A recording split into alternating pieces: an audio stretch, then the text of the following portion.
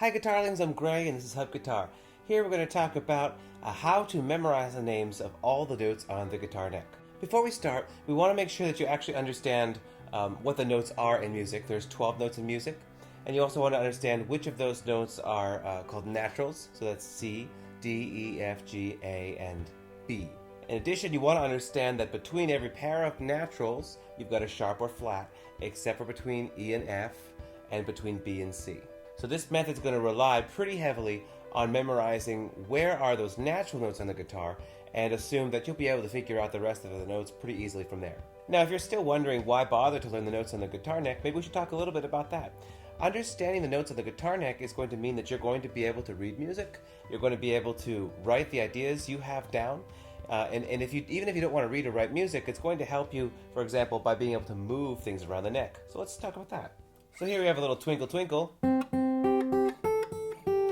And if you know that that's C, C, G, G, A, A, G, then you can find that in a lot of other places. So here's C, and here's G, and here's A, and here's G. So without even playing the notes, I know exactly where it's going to be in another position.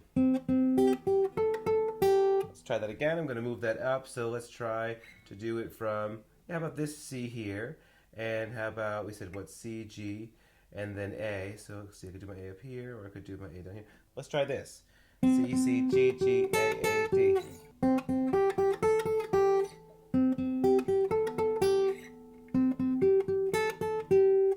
And so that's going to be a really big help to you when you're trying to work out ideas on the guitar neck. Because even if you're learning by ear, you might hear something and think, I hear that here. But do you see how I have to move my finger all the way up? So that's not really a good place to play it. But if I know where the notes are on the guitar, I can easily just move everything to another better fitting position. But that's really just the tip of the iceberg. You know, knowing the notes on the guitar is basically going to multiply everything you can do by a lot. And that's because everything you can do on the guitar can be transposed or moved up and down the neck. Just for example, like this, here's a C7 chord, right?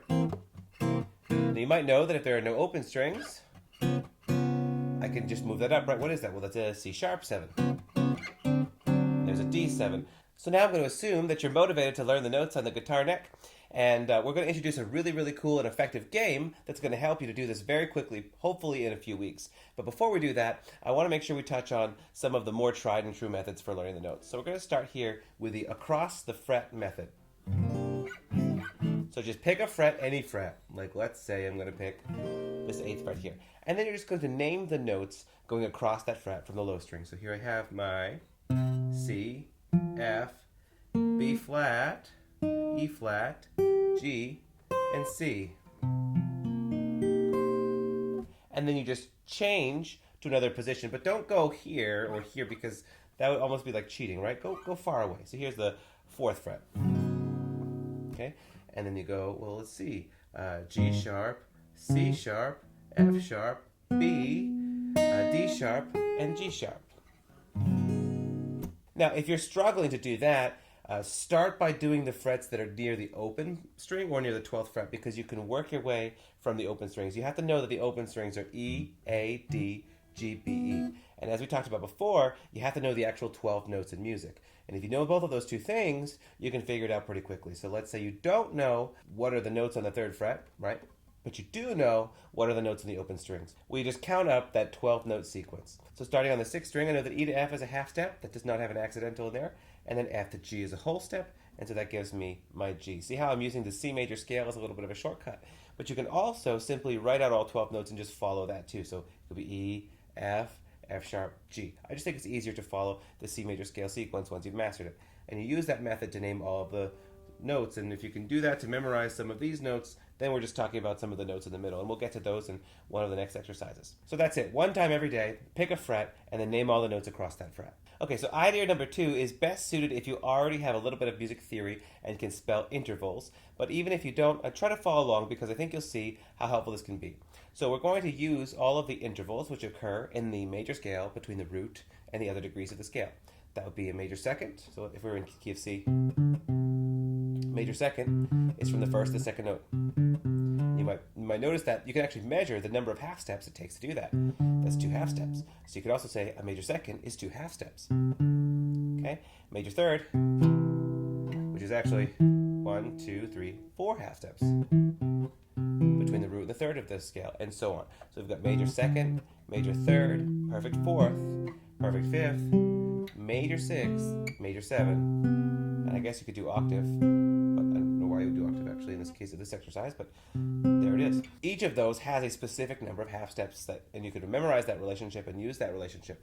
So in our lesson materials, we've got a list of intervals and a suggested fret to start. For the major second, we want to start up here, and the reason is a major second from string 6 to string 5 is going to be a big stretch. Whereas there are other intervals that are the opposite. They go like for example, perfect fifth goes like this. So I would want my start my perfect fifth down here. You'll see what I'm talking about in a second. So if I want to do major seconds, I'm going to pick a random note. Let's say I'll pick F here. This is the 13th fret of the 6th string. Now, like I said, this is very helpful if you already know some theory in spelling intervals. If you don't, by the way, there's ways to fix that. You can use a simple app called Tenuto to work on spelling your intervals. A really great little app. So from that, I can hold down my major second, F to G. Now I'm on G. See, this is why I told you got to start up here for these major seconds, because when we do this interval, we're going to head back down this way. You'll see what I'm talking about in a second. So now I'm on G. I'm going to do it again. G on the 5th string, and I want to go up a major second and also go to the next string. So G, major second, 2 half steps, that's A, right? So G, okay, and there's my A. Well, now I'm on my A, and I'm going to repeat. So A up a major second is B, okay? Now I'm B, and I want to repeat. B up a major second is actually C sharp, not C. You gotta keep in mind that. Okay, now I'm on C sharp, and the next one is actually a D sharp, but you'll see that I don't have a D sharp that I can play on the 1st string. So in that case, when that happens, I run out of room. I'm gonna just add or subtract 12 frets. So I'm gonna go back up here, and then, okay, now I'm good. I want C sharp, going to D sharp, and there it is. So notice that this does help you if you have some music theory knowledge already, but also simultaneously helps you learn the intervals on the guitar neck, which is another really, really important thing to do. So it's a great method. Now that I've showed you that, I don't think I really need to walk you through every single one, but I want to do a few more so you get the idea of what this is like. And if you find that this method is hard or you don't know theory, I would still encourage you to try it and think about it a little bit, but keep in mind you can always go on to the next exercise for now. So now we're going to try major thirds at fret 5 or higher. So let's just start fret 5. A to C sharp is a major third. Okay, now I'm on C sharp or D flat.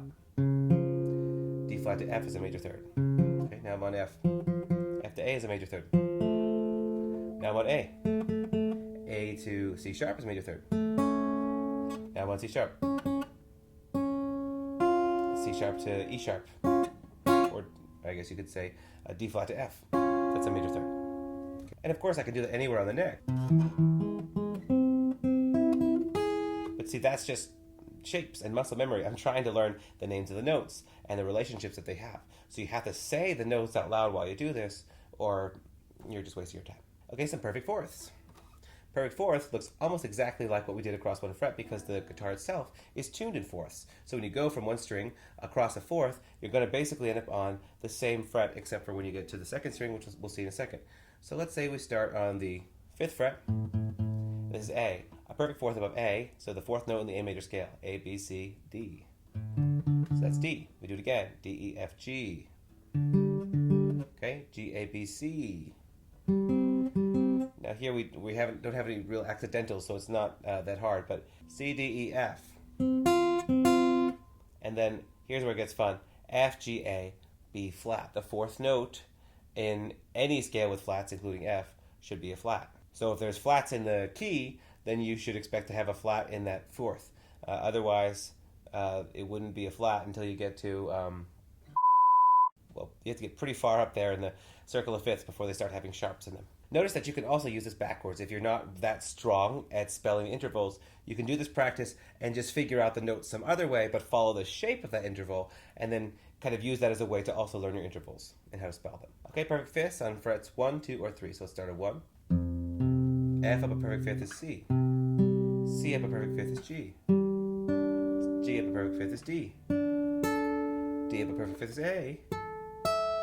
And A up a perfect fifth is E, and so on and so forth. When we get to the major 6th and major 7th, I actually made it so a little bit different so it crosses over a string. So let's try a couple of those. So major 6th from fret 5 or higher. So I could actually do it this way, like that. I decided to make it easier for you by skipping over a string. So it'll be A to F sharp, and then we're gonna go, well, we could just go to this F sharp, to this D sharp here, and then we're done, and then we just do that again on the same fret of the 5th string, so that's D, D to B, and then B to G sharp.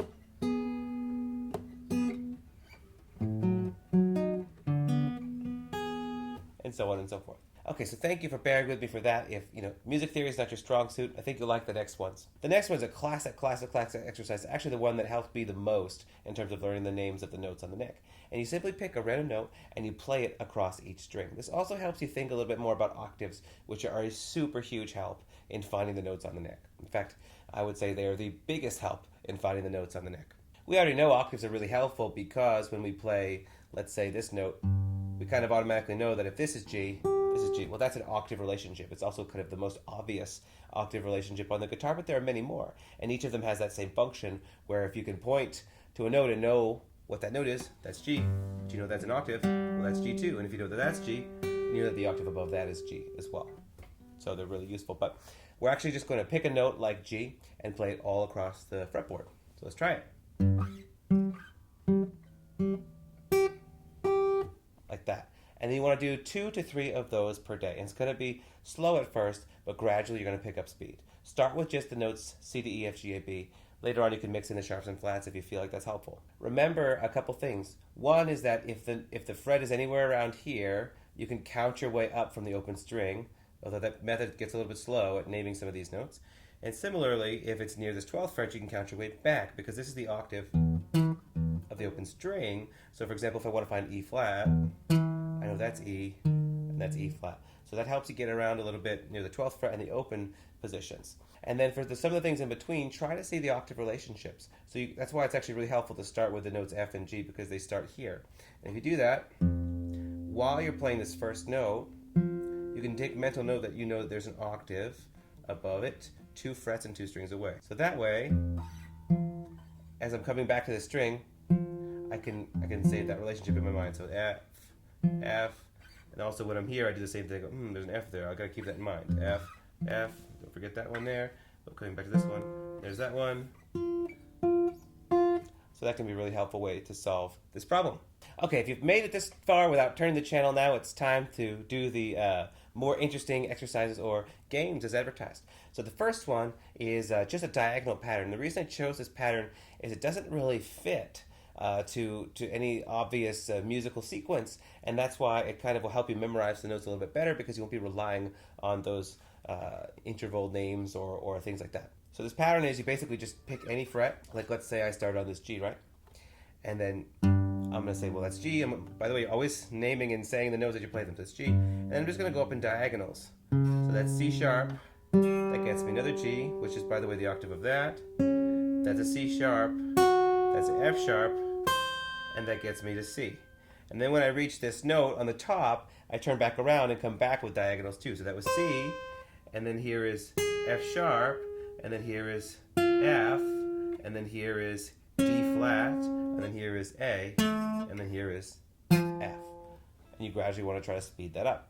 And last, here's the one that's really going to change the way I think you think about how to learn the names of the notes on the guitar, because now you can start to spell some words. And so this is a pretty advanced challenge because you got to actually keep track of the letter you're spelling at the same time as you look for the notes. But you might have noticed that you can spell a handful of words with the letters A, B, C, D, E, F, and G. For example, you could spell egg, bead, fade, cafe, bed, aged, beg, bad, and face. So for example, you could try to spell the words aged face, and then you could use that to quiz yourself on the notes. So let's try. A, G, E, D, F, A. Now when I get to the top, remember I turn around. So A, C, and then I need an E again, which is what's the G, A, B, C, D, E, like that. Boy, that's a tricky exercise because you're thinking about the note that you need to complete your spelling, but you're also trying to figure out where the notes are. Let's try another one. Have you ever had a food at a bad cafe? Let's try it. B, A, D, C, A, F, E. Alright, so don't forget to download the free PDF with this lesson because it's going to tell you exactly how to do these things, so you're not going to have to write everything I wrote down. You can just find that in the free PDF. Practice this every day. Mark Twain, I think, is the one who said, eat a frog, which is a really weird analogy for saying do something that you don't want and get it done first so that you don't have to think about doing it all the time. Learning the notes on the guitar neck is not difficult. It's just tedious. So the way you want to overcome that is get it done so that you don't have to do it anymore, right? And the way you get it done is you practice the guitar every day. When you sit down and practice, the first thing you do is go straight to these exercises. Just do them for 5 to 10 minutes, but do them for every day. That's method 1. 5 to 10 minutes for every day for a very long time until you've got it down. Method 2 is do it as much as you can, several times a day, every day, for a few weeks until you start to memorize it. That's the method I used, and I would say it took me maybe 4 to 6 weeks before I really started to feel pretty comfortable with the names of the notes on the neck. All right, thanks so much for watching, and I'm looking forward to seeing you next time. Bye.